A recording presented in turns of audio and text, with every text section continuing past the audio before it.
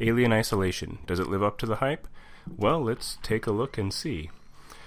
The main reason to want to play this game, I think, is for nostalgia purposes. It's very, very closely related to the original Alien movie. It's meant to give you a very similar claustrophobic feeling. It's a one-on-one fight, almost like it was in the Alien movie, and then it's all about survival with minimal supplies and resources. They do a really great job of making the ship and the areas and the different places that you go feel very much like they did in the movie. I've seen direct comparisons online where they'll take a picture from the movie and show a picture of the game, and it's spot on and it's amazing. And it really brings you into the feeling of the game. This is obviously way better than Aliens Colonial Marines was. We were looking for a certain type of game there and we didn't get it. So they flip-flopped, went in a completely different direction with this game, and it did live up pretty close to what we were all expecting. I can say, though, the graphics were nothing really to write home about. If you think about, the environments really aren't that exceptional. They're fairly plain. You're just walking down basic corridors, so there's nothing special there. The alien itself looks really great. However, at the same time, you're not trying to emulate something that's real, so it's a little easier to make it look realistic. That's kind of the way I view it. Like if you're trying to look at a real animal or a real person, it's hard to make those look spot on. But this is a creation of their own from a movie that has been around for years. The humans in the cutscenes look fantastic, while not in the cutscenes they look horrible. The models aren't bad, but at the same time, anytime they talk, it's like a Japanese movie that's been dubbed. It's just horrible. Sometimes the lips move, sometimes they don't. I've held a conversation with one of the characters before, and I could not see his lips moving throughout most of the conversation. It was just terrible. Second, survival horror game, right? This game is not scary. There are jump scares, and it's creepy at times, and it can be very, very tense. But I don't consider it scary. It didn't feel horror to me. It was more, there's a monster that's moderately scary. Probably it's only moderately for me because I've seen all the movies and I've enjoyed them, so it's nothing new. So that newness is not there, so the scare isn't there as much. But at the same time, it's taking something that I've known and loved for many, many years, and I get to go one-on-one up against it, and it's a battle of wits, and it's really cool. Alternatively, they do have synthetics in this game. They're called Working Joes. Those guys are really creepy at times. The blank look on their face, the moderate tone, there's just something about them. Their eyes glow. And yeah, it just really bothers me, to be honest. But it's a good bother. It's the way the game should be. And it doesn't help either that you can never tell if they're going to be aggressive or not. Sometimes you can walk by one and they won't bother you at all. Other times they'll run up to you and try to kill you. It all depends on circumstances, and I haven't nailed down exactly what they are all the time. The story is not that in-depth. There's not a whole lot to it. You're playing Ripley's daughter. You show up to try and get a flight recorder from the Nostromo. You find out that it's not the way it was supposed to be. Everything's gone awry. The one cool thing, the coolest thing I think, well, similarly disappointing, is you talk to a man who is from a ship that showed up at the space station you're on. His ship is the reason for the problem. They brought the alien here, and he relays this information to you through a memory, which you get to play. So it's really great. They evidently ended up on the same planet that the Nostromo had gone to. They encountered the same ship and everything, and you play this character walking on that terrain. You get to see the ship from afar. You get to walk up to it, go inside. You see the alien captain sitting in his chair with the hole in his chest, just like it is in the movie. It's really neat. The only problem is I'm feeling very suspenseful with what's going to happen, and because you don't know exactly what to expect. But I guess really you should compared to the movie, because this is all it is. It's like a relive of what happened in the movie at the beginning. So it's neat to be able to get to see all this stuff, but it's boring as hell because there's nothing there. It's empty, it's barren, it's open. You go down into the hole and you see all the places where all the facehugger eggs are at, and you're like, well, I know what's going to happen now. There's no surprise. And so, while I think that was really cool for that particular type of person who is really itching to walk around and see that ship, at the same time, it was done poorly. It could have been way better. Though, similarly, if you look at the really neat thing, is the story is just like that of the Nostromo. So, you have the downloadable content, which takes you through more of their story. So this is almost like if you play this first, you get that primer for the beginning of them, and then you go through the rest of it in the DLC, which costs like $8 or $10, and only, from what I hear, gives you about an hour's worth of gameplay. I haven't gotten a chance to look at it yet myself. There is a crafting system that is, honestly, it's a bit clunky. You go around, you collect certain components. There's like 8 or 10 different things you can collect that you can only carry anywhere between like 3 and 8 of at a time, depending on the item, which can be a little frustrating. Some things take like a third of your supplies, and you're like, do I really need this, or would I rather save it up so I can have more medkits? Which is something else to keep in mind. Medkits are only useful if you get hurt by your environment, humans, or working Joes, because if the alien xenomorph gets to you, you're dead. The end. I mean, if it gets a hold of you, there is no getting out of it. The saving mechanics go against anything that we've been used to in recent years. Everyone is used to an autosave feature, whereas this is you have to get to a certain place and you have to save. I mean, you can do it as often as you want, but you have to get to that location. If you don't, you're starting over. There are some minor autosave points, like when you're traversing from level to level, but if you're doing a mission, you finish a mission or you accomplish something, it's a no-go. But if you're taking a transit or an elevator or something, sometimes where you need a loading screen, it will give you that autosave. That's the only time you'll see it.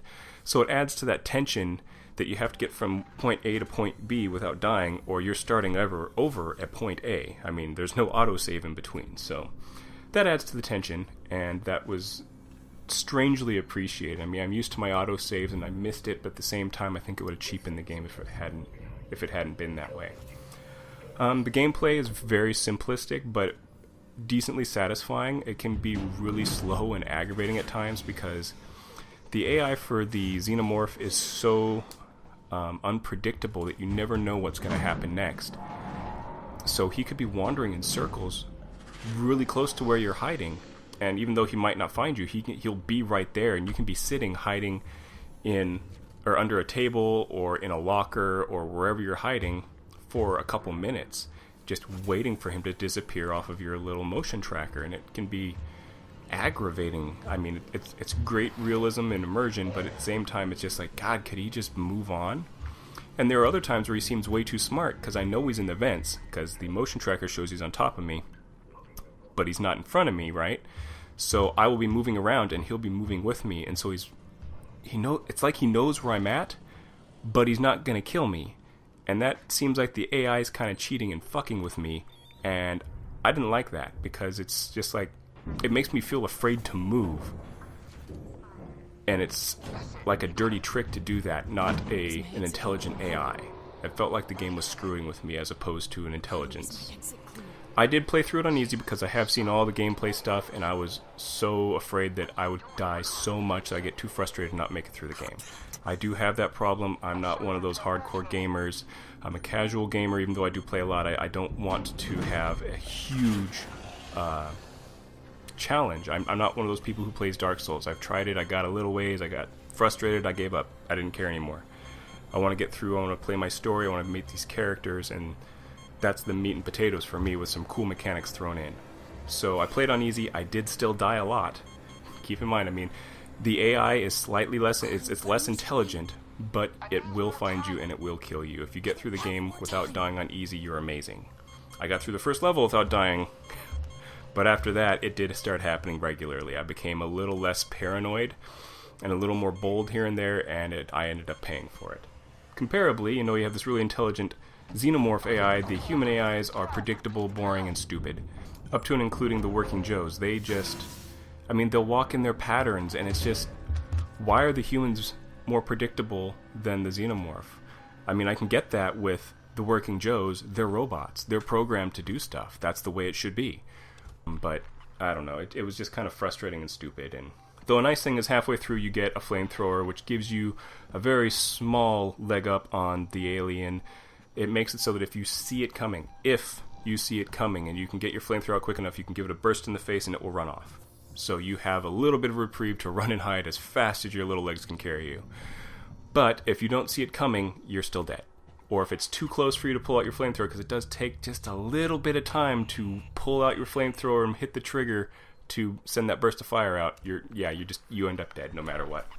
From a nostalgia standpoint, this game is amazing. I mean, if you love those movies, particularly the first one, which a lot of people rave about, it really gives you that feeling and it takes you back. You get to listen to audio logs from the Nostromo. You get to hear the voices of those characters and those actors. You get a very similar feeling in this game. Then there's the DLC where you actually are playing on the Nostromo, and that's just utterly cool. The concept, the fact that they allow you to do that is amazing. The only sad point is they make it an hour's worth of gameplay, and I think that was a cop-out. There's no multiplayer in this game, but similarly, with the amount of time you spend dying and coming back, it can range up to a 20-hour game. I'm probably going to be sitting around 15, again, because I like to think I'm pretty decent at stealth games, as well as I am playing on easy. From a general survival horror point of view, I wasn't terribly impressed with this game, because still it's survival horror. And there wasn't enough horror for me. Okay, there's this monster that's always running around. It looks kind of creepy, and it's gonna kill me. But it wasn't. It really didn't get me going, and it felt like there was something missing. Felt like there was something missing, and I'm trapped in space with this monster, but I don't know.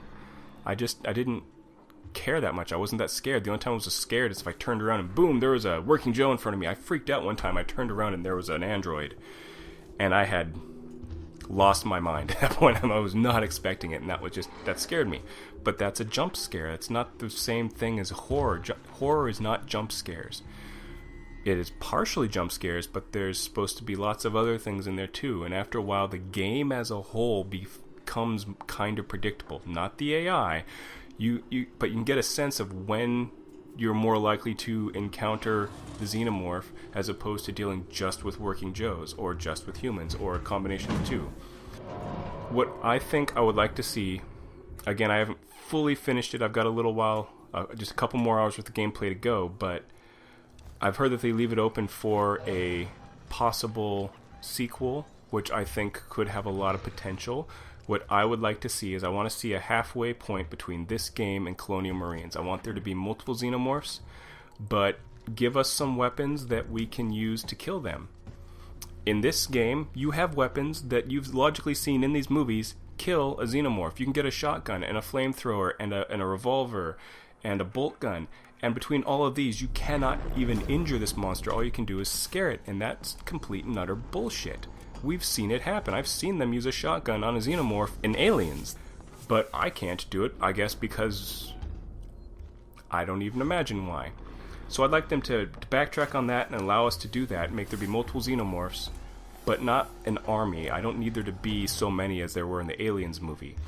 But I want there to be enough that if I'm in a level, I might encounter a couple of them, or if I kill a couple, there'll still be a couple coming back. I mean, so there is that challenge, and then do things like limited ammunition so that there are those moments where you can be like, crap, there's two xenomorphs here and I have no way of dealing with them. I have to be quiet, I have to sneak, I have to stay in lockers.